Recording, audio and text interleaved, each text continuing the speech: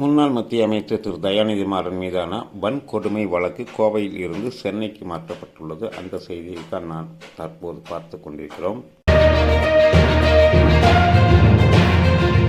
கடந்த 2020ஆம் ஆண்டு கொரோனா தொடர்பான ஒரு விஷயத்திற்காக சென்னை தலைமைச் செயலகத்திற்கு சென்ற திரு தயாநிதி மாறன் அவர்களிடம் அங்கிருந்த முதன்மை செயலாளர் திரு சண்முகம் அவர்கள் நடந்து கொண்ட விதம் குறித்து வெளியே பேசிய தயாநிதி மாறன் கூறிய கருத்து சர்ச்சையை ஏற்படுத்தியது. அவர் கூறுகையில், நாங்கள் என்ன தாழ்த்தப்பட்டவர்களா என்பது போன்ற வாசகங்களை கூறியிருந்தார்.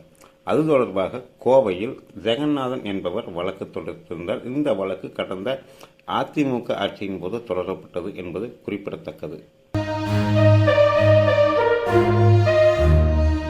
இந்த நிலையில்தான் தற்போது அந்த வன்கொடுமை வழக்கானது சம்பவ இடம் சென்னை என்பதால் சென்னையில் உள்ள மத்திய குற்றப்பிரிவுக்கு அந்த வழக்கு மாற்றப்பட்டுள்ளது.